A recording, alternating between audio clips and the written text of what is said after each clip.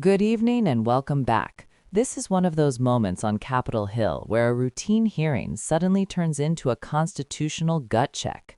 Senator Paul. Our founders debated extensively over which branch of government should have the power to declare or initiate war. Virtually unanimously, they decided, and what was entered into the Constitution was that the declaration or initiation of war would be the power of Congress. Now, we have many advocates, many of whom are here today, who have been advocates for an expansive notion of presidential power. They often argue that wars are not really wars, that they're kinetic actions or drug busts. I think, though, if you reverse the circumstances, it becomes very difficult for these arguments to hold up. So I would ask you, if a foreign country bombed our air defense missiles, captured and removed our president, and blockaded our country, would that be considered an act of war? Well, I think your question is about and I will acknowledge you've been very consistent on all these points the entire career. So let me, no matter who's in charge. So I will point to two things. The first is it's hard for us to conceive that an operation that lasted about 4.5 hours and was a law enforcement operation to capture someone we don't recognize as a head of state, indicted in the United States, wanted with a $50 million bounty. My question would be, if it only took 4 hours to take our president, it's very short, nobody dies on the other side, nobody dies on our side, it's perfect. Would it be an act of war? We just don't believe that this operation comes anywhere close to the constitutional definition of war. But would it be an act of war if someone did it to us? Nobody dies, few casualties, they're in and out. Boom, it's a perfect military operation. Would that be an act of war? Of course it would be an act of war. I'm probably the most anti-war person in the Senate, and I would vote to declare war if someone invaded our country and took our president. So I think we need to at least acknowledge this is a one-way argument. One-way arguments that don't rebound, that you can't apply to yourselves, that cannot be universally applicable are bad arguments. So my next question would be, let's say it's not a war, and we're just going to define it away and say it's not a war. That's one of the arguments. So it's a drug bust. What if a foreign country indicts our president for violating a foreign law? Should we extradite our president, or should we be okay if they come in and get him by force? Look, I think ultimately we're always going to act in our national interest. And so if somebody comes after our national interest, like the case you've described, which obviously does not exist at this time, but the case you've described, the U.S. always has the right to act in its national interest and to protect itself. So really I don't know about this equivalency. Well, does this justify them doing it? We're always going to do what's best for the United States and America. We're always going to protect our system. But the point isn't, and you're exactly right, we will act in our national interest and we should. So I'm not disagreeing with you at all. What I'm saying is, though, that our arguments are empty then. The drug bust isn't really an argument. It's a ruse. The war argument, not a war, is a ruse. It's not a real argument. And we do what we do because we have the force, we have the might, we do it because it's in our interest. So we wouldn't let anybody come in, bomb us, blockade us, and take our president. We've had arguments about legitimate, illegitimate presidents, bad elections, rigged elections. So there's all kinds of same arguments that we've had in our country that they've had in Venezuela. But we wouldn't argue for an indictment. And these things aren't idle speculation. I mean, Netanyahu's been indicted by the ICC. And one of the reasons I object to being part of the ICC, and I would say you and the administration probably agree, is we're not going to let any international council indict our president and arrest him somewhere on foreign soil. We're not going to do that. We actually, most of us probably object to indicting Netanyahu in that way as well. So I think the arguments are invalid. So we did get the legal opinion that Senator Kaine referred to, the OLC opinion, Office of Legal Counsel. And I think a lot of it's been released. Plus, they came to our caucus and talked most of the open about everything they had classified. So I will talk about at least one of the arguments. They say this war wasn't a constitutional war, therefore it doesn't rise to the constitutional notion of us declaring or having to initiate the war. It just doesn't rise. And one of their main arguments was not enough people died. And so there is some number that they aren't specific, but there is some number. I would assume, although I'm not positive, but the 50, 60,000 soldiers who died in Vietnam might be enough for them to call that a war. But here's the problem. It isn't the number, it's that it happens in retrospect. See, our founders gave us the power to initiate or declare war.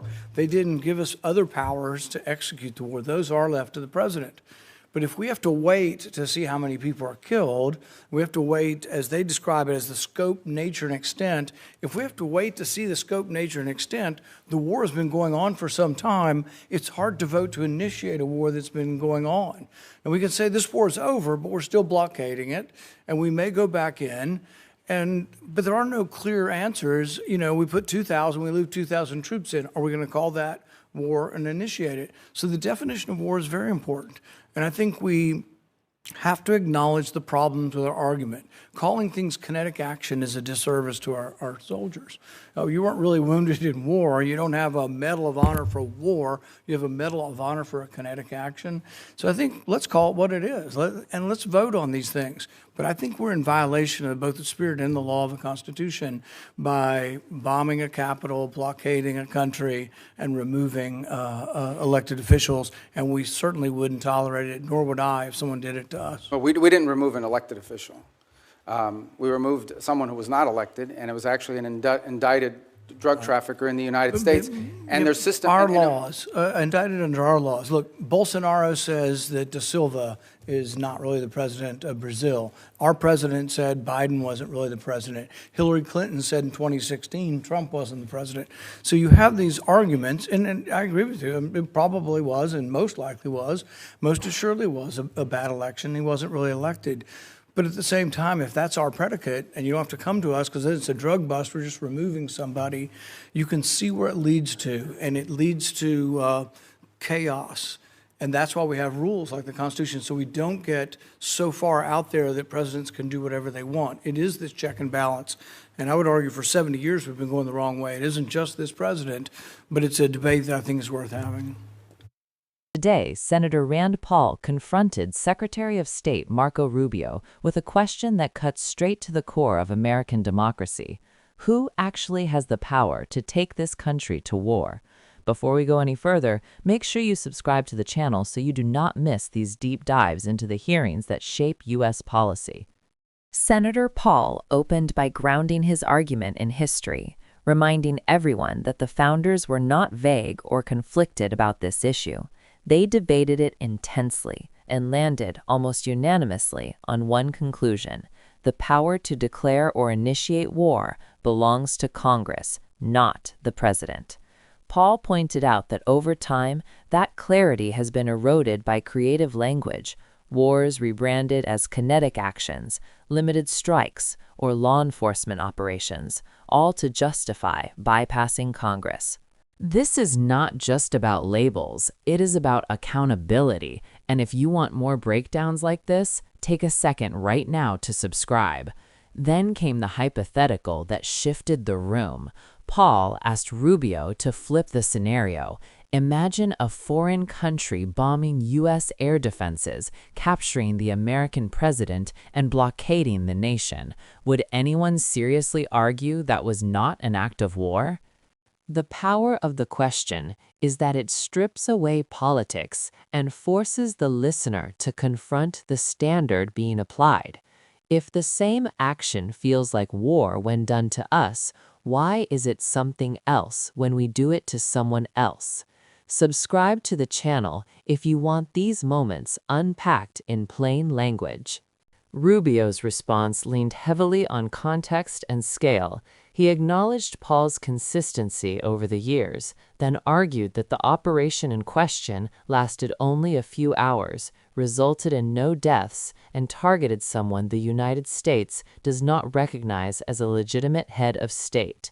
In Rubio's framing, this was more like a precise law enforcement action than a constitutional act of war. The implication was clear. Not every use of force, even dramatic force, rises to the legal definition of war. If this kind of constitutional nuance matters to you, hit subscribe now. But Paul did not let the argument rest there. He pushed the mirror back toward the United States. He stripped the scenario down to its essentials: no casualties, a flawless operation, in and out quickly.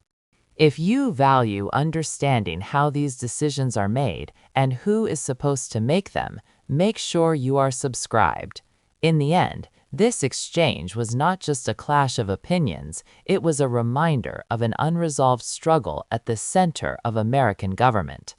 Who decides when the nation goes to war? And how do we recognize war when it no longer looks like the conflicts of the past? That debate is far from over, and we will keep breaking it down for you. Subscribe to the channel now.